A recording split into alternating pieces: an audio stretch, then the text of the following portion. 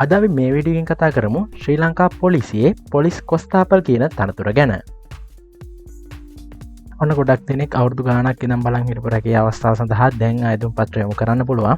මේ පොලිස් කොස්තාපල් කියන තනතුරට අමතරව උප පොලිස් පරීක්ෂක කියන තනතුරත් ගැසට් කරලා තියෙන්නේ. ඒකේ වීඩියෝ එකත් අපි දාලා තියෙන්නේ. මේ තනතුරු ස්ථීර සහ විශ්‍රාම වැටුප් සහිත තනතුරු. සම්පූර්ණ රැකියා විස්තරය සමග ආයුධ පත්‍ර ලබා ගන්න කොහොමද, නිවැරදිව ආයුධ කරන්නේ කොහොමද කියන එක වීඩියෝ එක අතරතුරදී අපි කතා කරමු. එහෙනම් අපි යමු වීඩියෝ එකට.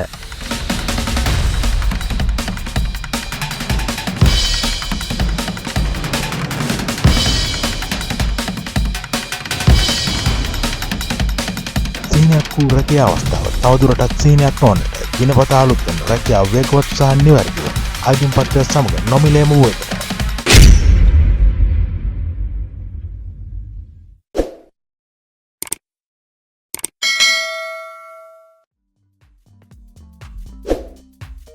ශ්‍රී ලංකා පොලිසිය මගින් මේ විදිහට රැකියා විස්තර ඉදිරිපත් කරලා තියෙනවා.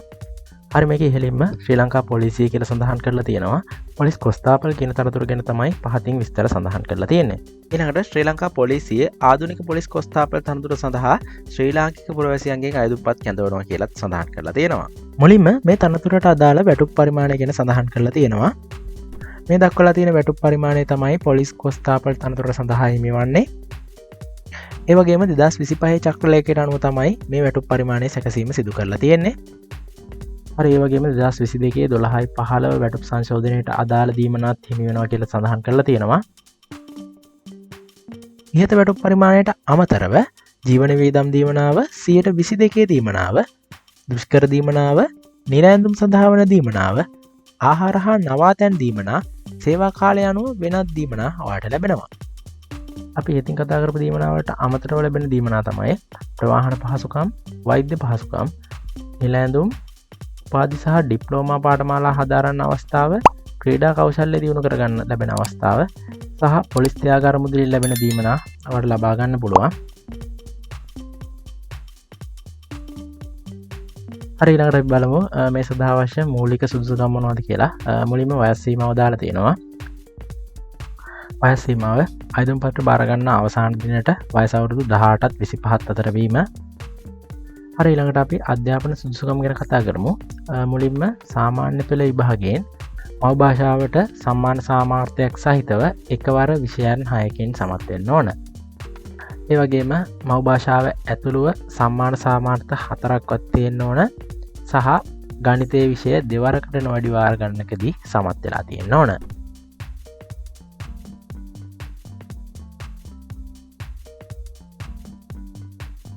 හරි ඊළඟට මේ තනතුර සඳහා අවශ්‍ය කායික සුදුසුකම් මොනවද කියලා බලමු. මුලින්ම උසාඩි 5යි අඟල් 4ක් හෝ ඊට වැඩි විය යුතුයි. ඒ වගේම පපුව අඟල් 30ක් වෙන්න ඕන හුස්ම අල්ලන්නේ නැතුව. ඒ වගේම සෑම ආයුධකරුවෙකුම ශ්‍රී ලංකාවේ ඕනෑම ප්‍රදේශයක සේවය කිරීමට ප්‍රමාණවත් කායික සහ මානසික යෝග්‍යතාවයකින් යුක්ත වෙන්න ඕන.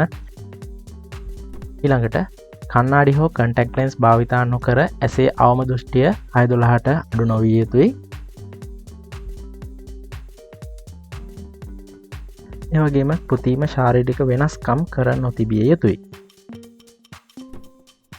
හරි ඊළඟට වෙනත් සුදුසුකම් මොනවද කියලා බලමු. ආයුධකරුවන් ශ්‍රී ලාංකික පුරවැසියන් වෙන්න ඕන. යහපත් චරිතයකින් යුක්ත වෙන්න ඕන. අවිවාහක වෙන්න ඕන. දිවයිනේ ඕනෑම ප්‍රදේශයක සේවය කිරීමට බැඳී සිටින්න ඕන.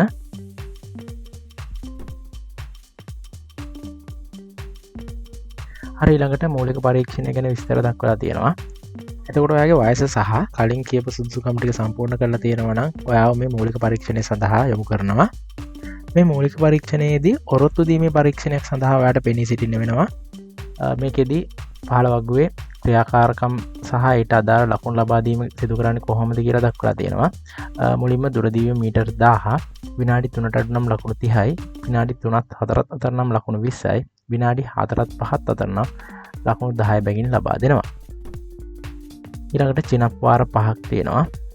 ඒකෙදී කාලය විනාඩියයි. එක් වාරයකට ලකුණු 3 බැගින් උපරිම ලකුණු 15ක් ලබා දීම සිදු කරනවා. හරි ඊළඟට පුෂප් වාර 15ක් කාලය විනාඩියයි ලැබෙන්නේ. වාරයකට ලකුණු 1 බැගින් උපරිම ලකුණු 15ක් ලැබෙනවා.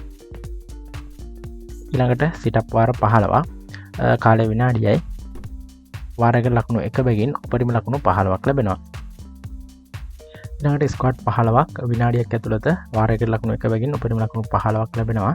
ඊළඟට මතක පරීක්ෂා කිරීම ආයතනයන් නිරීක්ෂණය කිරීම සඳහා තත්පර 30යි, තාරණය කර ගැනීමට තත්පර 30යි, ලිවීමට තත්පර 120ක් ලැබෙනවා. එක් ආයතනයකට ලකුණු 1 බැගින් උපරිම ලකුණු 10ක් ලැබෙනවා.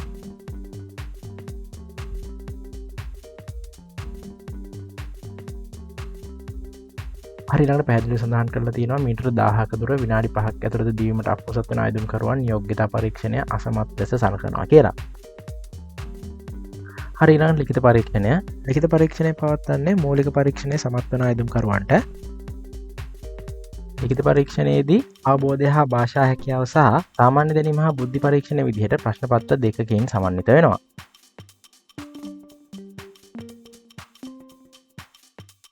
හරි ඊළඟට මේ ලිඛිත පරීක්ෂණයෙන් තෝරාගත් ආයුධකරුවන්ට ව්‍යුහගත සම්මුඛ පරීක්ෂණයක් තියෙනවා. ඒකෙදි අතිරේක අධ්‍යාපන සුදුසුකම්, වෘත්තීය සුදුසුකම්, භාෂා හැකියාව, ක්‍රීඩා කුසලතාවයන්, නායකත්ව සහ ප්‍රජා සේවාවන් සම්මුඛ පරීක්ෂණ මණ්ඩලයේ ඇගයීම මත ලකුණු ලබා දීම සිදු කරනවා.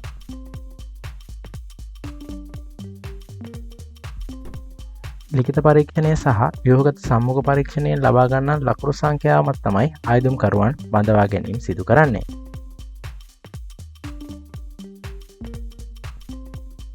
හරි ඊළඟට පසුබිම් පරීක්ෂණය. මේ විස්තර වාට කියව ගන්න අවශ්‍යයි නම් මේ වීඩියෝ එක නවත්තලා මේ විස්තර ටික කියව ගන්න. මම මේ ගැන විස්තර කරන්න යන්නේ නැහැ.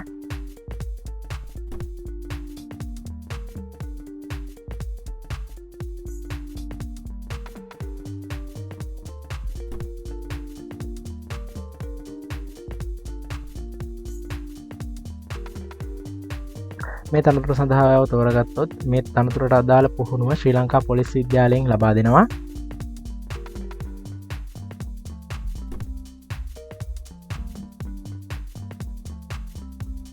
එතකොට මේ තනතුර ස්ථීර සහ විශ්‍රාම වැටුප් සහිත තනතුරක්. ඒ වගේම තෝරාගත් ආයුධකරුවන් අවුරුදු 3ක ආධුනික කාල පරිච්ඡේදයකට යටත් වෙන්න වෙනවා. හරි මේ ටික දක්වලා තියෙන්නේ සේවා කොන්දේසි. ඊළඟට පත්වීම කොහොමද ස්ථීර කරන්නේ, ඊළඟට කාර්යක්ෂමතා කඩයිම් මොනවද, ඒ වගේම භාෂා ප්‍රවීණතාවය ගැන විස්තර දාලා තියෙනවා. මේ ටික කියව ගන්න අවශ්‍යයි නම් මේ වීඩියෝ එක නවත්තලා මේ ටික කියව ගන්න.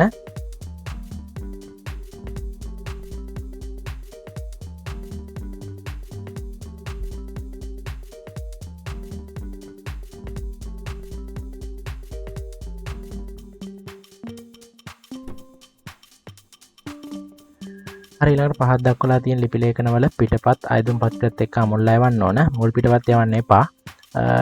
පැන්න සහතිකය, ජාතික හැඳුනුම්පතේ ඡායා පිටපත, අධ්‍යාපන සුදුසුකම් සනාථ කිරීම සඳහා වෙච්ච සහතික ටික ඔයා ආයුධම් පත්‍රයත් එක්ක යවන්න ඕනේ. ඒ වගේම ඔයා දැනටමත් රාජ්‍ය සේවයේ ඉන්න කෙනෙක් නම් අදාළ ආයතන ප්‍රධානිය හරහා මේ ආයුධම් පත්‍රය යොමු කරන්න. මේ සඳහා අවශ්‍ය ආයුධම් පත්‍රය මම rajajobs.com එකේ දාලා තියන්නම්. ඒ ආයුධම් පත්‍රය ඔයාලා ඩවුන්ලෝඩ් කරගෙන A4 වල print කරගන්න. ඊට පස්සේ නිවැරදිවම ප්‍රෝලා ලියාපදිංචි තැපෑලෙන් යොමු කරන්න. ඊළඟට අපි බලමු මේ සඳහා ආයුධම් පත්‍ර ලබා ගන්න කොහොමද සහ ආයුධම් කරන්නේ කොහොමද කියන එක ගැන. මේකට ඔයා www.rajajobs.com එකට එන්න. එහෙමත් නැත්නම් ඔයා Google එකේ rajajobs කියලා සර්ච් කරගන්න. ඒන පළවෙනි රිසල්ට් එක ක්ලික් කරලා ඔයාට මේ වෙබ්සයිට් එකට එන්න පුළුවන්. මේ වෙද්දී නම් ශ්‍රී ලංකා පොලිසිය කියන පෝස්ට් එක ඉහළින්ම තියෙනවා. සමහරට ඔයා එන දවස වෙද්දී මේ පෝස්ට් එක පහළට ගිහින් තියෙන්න පුළුවන්. මොකද අපි දිනපතා අලුතෙන් පෝස්ට් දාන නිසා. එහෙම වුණොත් ඔයා මේ පෝස්ට් එක හොයාගෙන ක්ලික් කරගන්න. මේ වීඩියෝ එකේ ඩිස්ක්‍රිප්ෂන් එකේ හරි අපේ WhatsApp group එකේ හරි දාලා තියෙන link එක ක්ලික් කරලා આવොත් ඔයාලට කිසිම ගැටලුවක් වෙන්නේ නැහැ. කෙලින්ම මෙතෙන්ට බෙන්න පුළුවන්. හරි ඔයා මේ page එකට ආවට පස්සේ මේ page එකේ පහළට එන්න. පහළට ආවට පස්සේ closing date එක එහෙම දාලා තියෙනවා. ඊළඟට full details button එක ක්ලික් කරලා ඔයාලට මේ රැකියාව විස්තරය කියව ගන්න පුළුවන්. අනිවාර්යෙන් apply කරන්න කලින් මේ විස්තර ටික කියව ගන්න. ඊළඟට ඇප්ලිකේෂන් කියලා තියෙන තැන බටන් එක ක්ලික් කරලා ඔයාලට මේ ඇප්ලිකේෂන් එක ඩවුන්ලෝඩ් කරගන්න පුළුවන්. ඊළඟට ඒජ් කැල්කියුලේටර් එකක් දාලා තියෙනවා. ඔයාලට මේක ඉදිරියට ඇප්ලිකේෂන් එක පුරවද්දී අවශ්‍ය වෙනවා. ඊළඟට join WhatsApp channel කියලා බටන් තුනක් තියෙනවා. පළවෙනි එක රජයේ jobs channel එක, දෙවෙනි එක කොළඹ jobs channel එක, තුන්වෙනි එක රජයේ රැකියාව විභාග සහ පාඨමාලා සඳහා තියෙන channel එක. එතකොට මේ channel එක හරහා තමයි අපි notes papers ලබා දෙන්නේ. මේ තනතුර සඳහා ආයුධම් කරන්න ශ්‍රී ලංකා පොලිසිය මගින් ආයුධම් පත්‍රයක ආකෘතියක් ලබා දීලා තියෙනවා. ඔය මේ අයදුම් පත්‍රය ලබා ගන්නේ rajajobs.com එකින් නැතුව වෙනත් ස්ථානයකින් නම් අනිවාර්යෙන් මේ අයදුම් පත්‍රය ආකෘතියට අදාළව තියෙනවද කියලා සැලකිලිමත් වෙන්න. අයදුම් පත්‍රය නිවැරදිවම පුරවගෙන අධ්‍යක්ෂ බඳවා ගැනීම ආධුනිකින් බඳවා ගන්නා කොට්ටාශය අංක 375 පළමු මහල ශ්‍රී සම්බුද්ධ ජයන්ති මාවත කොළඹ 6 කියන ලිපිනයට එවන්න ඕන. ඒ වගේම ඔයා අයදුම් පත්‍ර දාලා වෙන ලියුම් කවරේ වම්පස ඉහළ කෙළවරේ ඔයා අයදුම් කරන තනතුර සඳහන් කරන්න අමතක කරන්න එපා. දැනට නිවේදනය කරලා තියෙන විදිහට මේ සඳහා අයදුම් කරන්න පුළුවන් අවසාන දිනේ වෙන්නේ 2025 7/21 වෙනිදා. බොහෝ වෙලාවට මේ දිනේ දීර්ඝ වෙන්න පුළුවන්. මේ කියන විස්තරවල මොනවා හරි වෙනස්කම් වුණොත් මම පින් කරපු කමෙන්ට් එකේ වෙනස්කම් ටික දාලා තියන්නම්. සම්මුඛ පරීක්ෂණ පවත්වන්නේ අයදුම් පත්‍ර ලැබෙන අනුපිළිවෙල අනුව කියලත් සඳහන් කරලා තියෙනවා. ඔයාලට මේ සම්බන්ධයෙන් මොනවා හරි ගැටලුවක් ඇති වුණොත් කමෙන්ට් එකක් දාන්න. එහෙමත් නැත්නම් ඩිස්ක්‍රිප්ෂන් එකේ අපේ FB page එකේ link එක දාලා තියෙනවා. ඒකට මැසේජ් එකක් දාන්න. ඒ වගේම අමතක නොකර රජයේ jobs, කොළඹ jobs සහ free courses channel වලට වෙන වෙනම join වෙන්න. මේ වීඩියෝ කාට වැදගත් වුණා නම් like එකක් දාන්න. ඒ වගේම ප්‍රශ්න තියෙනවා නම් කමෙන්ට් එකක් දාන්න. අනිවාර්යෙන් channel එක subscribe කරන්න, bell icon එක press කරන්න. එහෙනම් අපි අලුත් වීඩියෝ එකකින් ආයෙත් හම්බෙමු. හැමෝටම සුබ දවසක්.